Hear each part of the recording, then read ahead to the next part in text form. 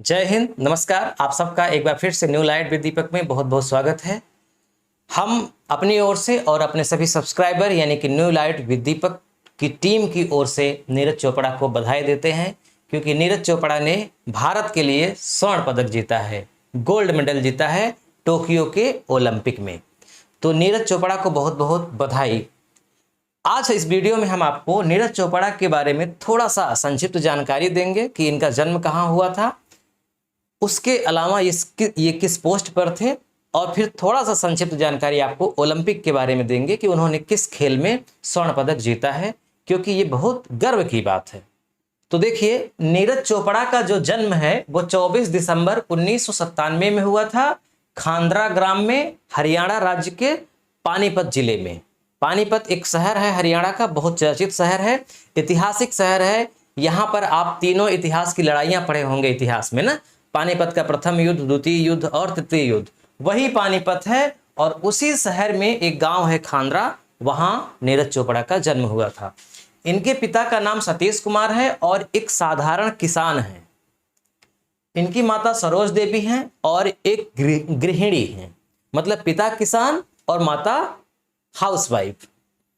इनके कोच जो हैं वो जर्मनी के हैं, उवे होन इनके कोच का नाम है। कोच का मतलब कि जो इनको प्रशिक्षण देते थे। इन्होंने शिक्षा की है स्नातक तक, यानी कि इन्होंने ग्रेजुएशन किया है, और ये 2016 से ही आर्मी में, सेना में सूबेदार के पद पर आसीन है, यानी इनकी पोस्ट सूबेदार की है। इन्होंने जो खेल खेला या ये जो खेल खेलते हैं उसका नाम है भाला फेंक, अंग्रेजी में इसको जेवलिन थ्रो बोलते हैं। तो ये इनका एक संक्षिप्त विवरण है। अब हम आपको बताते हैं कि इनको प्रसिद्धि कैसे मिली। अचानक एकाएक भारत ही नहीं बल्कि दुनिया में इनको कैसे जानने लगे और क्यों। तो देखिए, अभी 2016 में रियो में ओलंपिक हुआ था, उसके बाद टोक्यो में हो रहा है। तो 2020 में ही होना था, लेकिन कोरोना के कारण एक वर्ष का टाल दिया गया था समय। तो इस समय यानी कि 2021 में जापान की राजधानी टोक्यो में ओलंपिक खेल चल रहा है। ओलंपिक का मतलब होता है उसमें पूरी दुनिया के लोग भाग लेते हैं। तो उस ओलंपिक खेल में एक खेल है जेवलिन थ्रो, यानी कि भाला फेंक। भाला फेंक की प्रतियोगिता में इन्होंने स्वर्ण पदक जीता। तो इन्होंने 3 ट्रायल दिया था, यानी कि इनको 3 मौके दिए गए थे। इस खेल में 3 मौके सबको दिए जाते हैं, विपक्षी वाले खिलाड़ी को भी और स्वयं को भी। तो उस 3 राउंड में जो सबसे अधिक दूर फेंकता है वही जीतता है। तो इन्होंने पहले राउंड में फेंका था 87.03 मीटर भाला। दूसरे राउंड में इन्होंने फेंका था 87.58 मीटर, और तीसरे राउंड में इन्होंने फेंका था 87.79 मीटर। तो सबसे ज्यादा लंबी की दूरी थी 87.79 मीटर। इन्होंने चेक गणराज्य के खिलाड़ी को हराया।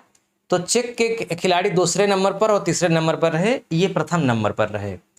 देखिए, जो भाला होता है ना, भाले का आकार कुछ इस तरह होता है।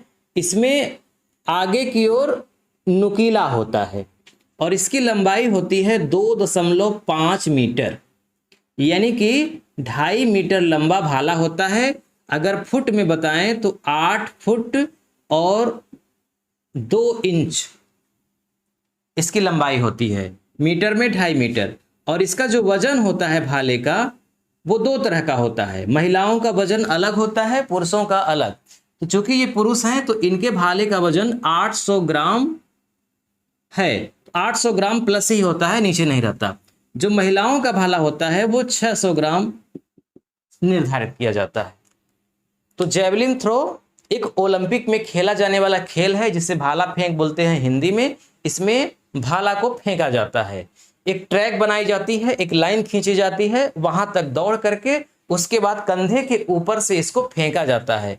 फेंकने के बाद ये जो भाला होता है वो जो नुकीला वाला भाग होता है उसके बल जमीन पे गिरना चाहिए, टूटना नहीं चाहिए।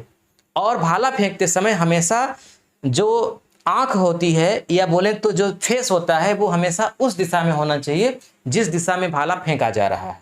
ऐसा नहीं कि आप ऐसे होकर के ऐसे भाला फेंके, ऐसे नहीं, एक नियम होता है। तो टोक्यो ओलंपिक में स्वर्ण पदक जीतने वाले नीरज चोपड़ा पहले खिलाड़ी हैं। तो एक बार फिर से नीरज चोपड़ा को हमारी ओर से और हमारी टीम यानी हमारे सभी सब्सक्राइबर की ओर से इनको शुभकामनाएं, क्योंकि इन्होंने अपने देश का मान बढ़ाया, एक बार फिर से अपने देश को गौरवान्वित महसूस करवाया। हालांकि हमारे देश की जनसंख्या बहुत ज़्यादा है, 140 करोड़ के आसपास है। तो उस हिसाब से अगर देखें तो अगर हम इंग्लैंड और अमेरिका की तुलना करें तो हम उनसे बहुत पीछे हैं। इतना पीछे हैं खेल में, ओलंपिक खेल में, कि हम तुलना भी नहीं कर सकते, मतलब इतना पीछे हैं। क्रिकेट में हम बहुत आगे हैं, हॉकी में भी हम ठीक ठाक हैं, लेकिन और खेलों में बहुत पीछे हैं। सोचिए, इंग्लैंड इतना छोटा सा देश है जहाँ की आबादी सिर्फ करोड़ों में है, कुछ करोड़ के आसपास है, वहाँ 50-50, 60-60 मेडल जीत जाते हैं, और हमारे यहाँ की आबादी 140 करोड़ है, फिर भी नहीं। इसका कारण क्या है?